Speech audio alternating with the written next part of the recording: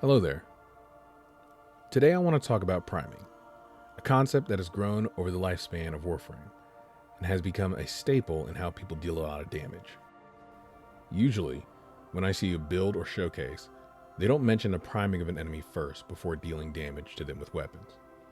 Clearly that is common knowledge for most veterans, but I want to explain what it is, how it works, why it is important to your build, and how to do it. First, what is priming? Priming is essentially stacking a ton of statuses on an enemy and then, usually, switching to another weapon and killing it that way. But why? With certain mods, such as Galvanized Aptitude and Condition Overload, they get one of the highest conditional damage applications, and, of course, debuff the enemy with a ton of status effects that are very beneficial for you.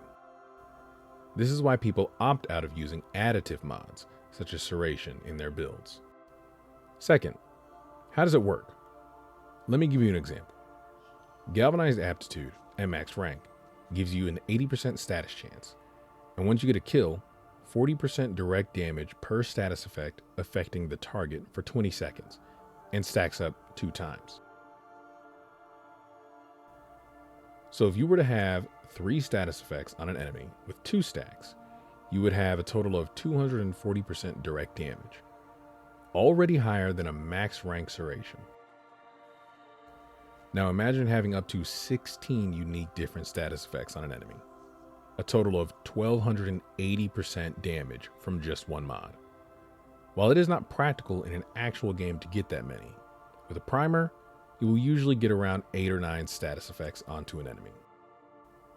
It is important to utilize mods like this and priming because it simply saves on mod capacity and to be able to slot in other valuable mods.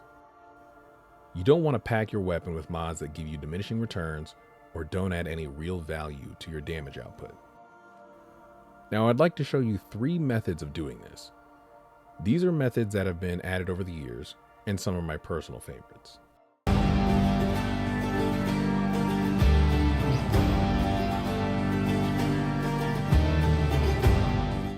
The Epitath is a secondary that was added to the game with Sevagoth.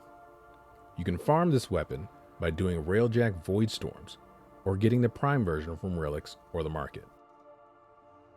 The gimmick of this weapon at base stats is that when you shoot it, it sends out an explosive projectile that has an 8-meter radius and a 50% status chance, making it the prime primer for enemies. Stack this with all different types of status effect mods and watch the statuses stack. The mod Fulmination also works with this, and it's great for an extra couple of meters.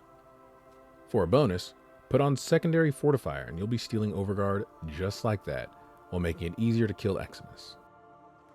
I'll showcase an example of my build, just to show you what exactly I work with when I use it for priming. It may not be perfect, but it works for me. This was my first primer, but after the companion rework in 2024, there was a new girl in town for me.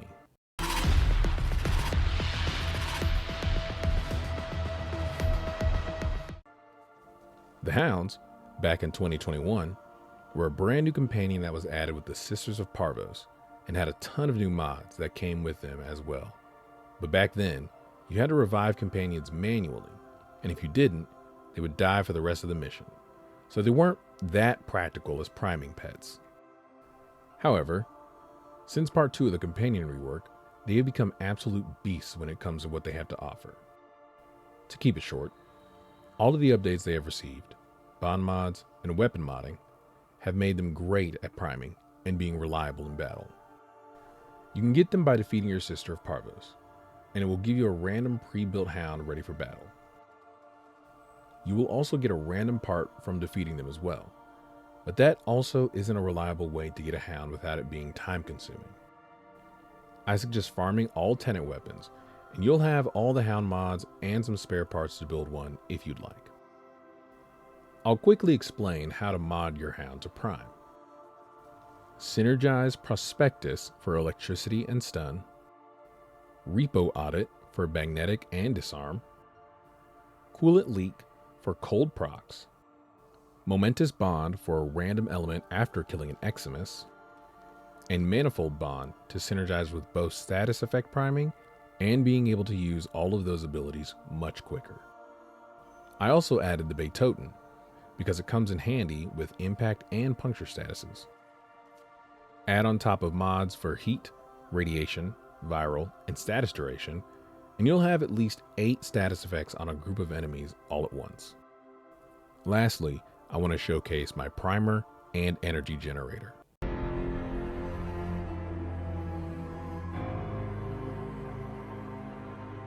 The Dethcube comes with a unique mod called Energy Generator, where every 10 assists and kills, it drops an energy orb.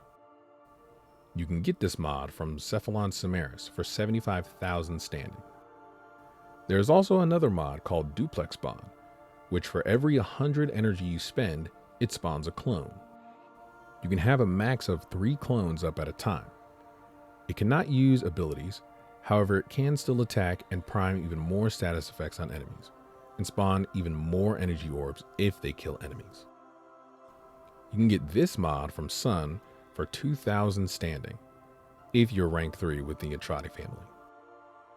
This is great for energy hungry frames, but is also good paired with a companion weapon called the Hellstrom. The Hellstrom is a 4-burst micro-missile rifle that homes on enemies and explodes in a heat status explosion. You can get this weapon from Legs in Fortuna for 10,000 standing, if you are rank 5 with Solaris United. This is my go-to weapon when I use Dethcube, since it has innate heat, an AoE, and it homes onto enemies. These are just a few of my primers that I have built and worked with over the years, and I've enjoyed every single one of them. If you guys like this video, please like and subscribe. If you have any questions about any of my builds, leave a comment. As always, thank you for sticking around till the end.